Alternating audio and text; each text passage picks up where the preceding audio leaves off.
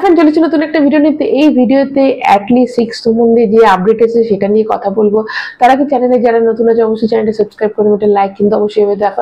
এতদিন জাস্ট ওই একটা আমাদের অ্যানাউন্সমেন্ট ভিডিও দেওয়ার পর আর কিন্তু কোনো আপডেট এতদিন আসেনি, তো হঠাৎ একটা আপডেট এসেছে তোমাদের কাছে।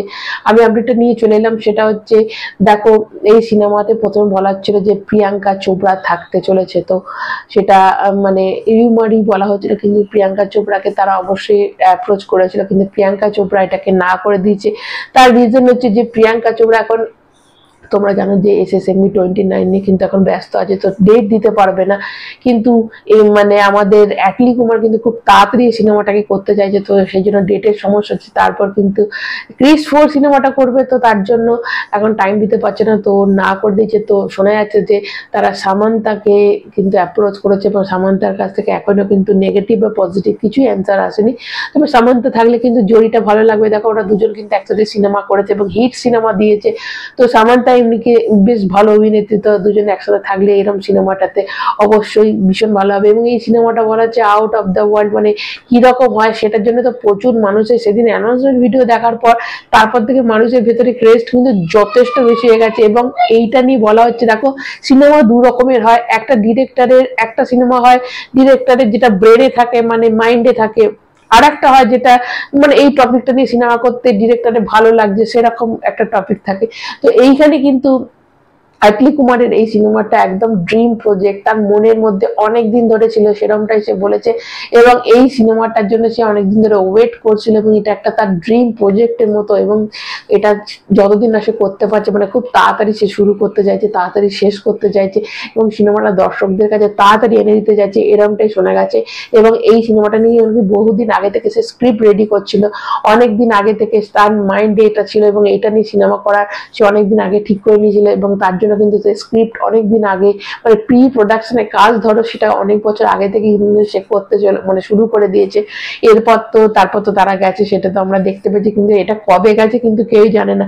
রিসেন্ট কিন্তু এরা যায়নি, তো এটাই হচ্ছে খবর। অনেকদিন আগে থেকে কিন্তু শুরু হয়ে গেছে।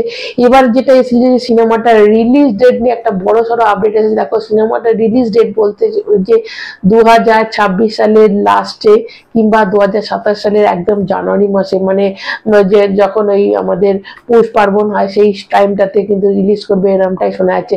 দেখো এবার তোমরা যদি বলো যে আমাকে জিজ্ঞেস করে যে কোন সময় রিলিজ করবে, তাহলে আমি মানে এটা নিয়ে কিছু আনপ্রেডিক্টেবল সিনেমা, মানে এটা যে কবে শুটিং স্টার্ট হবে, কবে তার শেষ হবে, এবং এর যে মানে এর যেটা তোমরা দেখেছো যে VFX এর কাজ, মানে প্রচুর কাজ আছে ভীষণ, মানে একটা ছোট ছোট মানে খুঁটি নাটি এই জায়গাটা দেখবে, এবং এত ডিটেলসে কাজটা হবে, এত ডিটেলিং আছে কাজটার মধ্যে।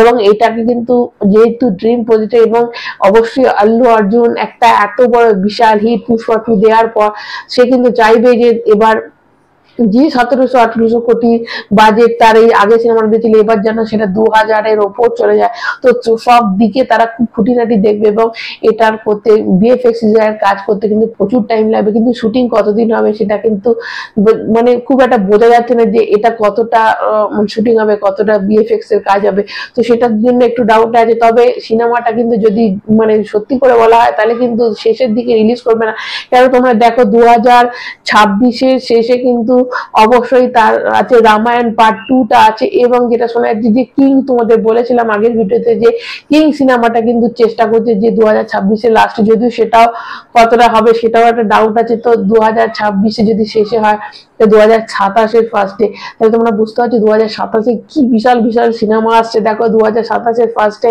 অ্যাটলি 6 আসবে, তারপরে আসবে SSMB 29 মার্চ মাসে আসছে, কারণ SS রাজামৌলি বলিয়ে দিয়েছে তার সিনেমা সে সবসময় 25শে মার্চ। এ দেখো RRR কিন্তু ওই টাইমে এসেছিল, মানে ওটা একটা সিগনেচার মাস হয়ে গেছে এটা SS রাজামৌলির, ওই মাসটাতেই কিন্তু সিনেমা রিলিজ করে। তো 25শে মার্চ কিন্তু SSMB 29 রিলিজ করছে, তারপর স্পিরিট রিলিজ করছে, তারপর এবার যদি যাই না মানে 3টে পরপর সিনেমা তো রিলিজই করছে এবার। তারপরে এটা হতে পারে যে পাঠান সিনেমাটাও এসে গেল, তো জানি না সেটা কি হবে। তো আপাতত দেখো প্রত্যেকটা সিনেমা কিন্তু 1000-এর ওপর মানে হাজারের উপর 2000ই ধরো, কিন্তু বক্স অফিস কালেকশন দিতে একদম রেডি। কিরকম টাইপের সিনেমা 2027 সালে আসছে, তো অবশ্যই মানে অ্যাটলি কুমারের এই সিনেমাটা তার ড্রিম প্রজেক্ট, এবং এই সিনেমা যদি মানে জানুয়ারি মাসে আসেন তাহেলকা তো মচাবে, সেটা বোঝাই যাচ্ছে। তো তোমরা কতটা খবরটা শুনে তোমাদের মতে কবে রিলিজ করছে, অবশ্যই তোমরা কি মনে করো তো অবশ্যই কমেন্টে জানাবে। তোমরা কতটা এক্সাইটেড কমেন্টের মধ্যে জানাতে কিন্তু ভুলবে না। ভালো লাগলে একটা লাইক দেবে, চ্যানেলটা সাবস্ক্রাইব করবে। সবাই ভালো থেকে এখন টাটা।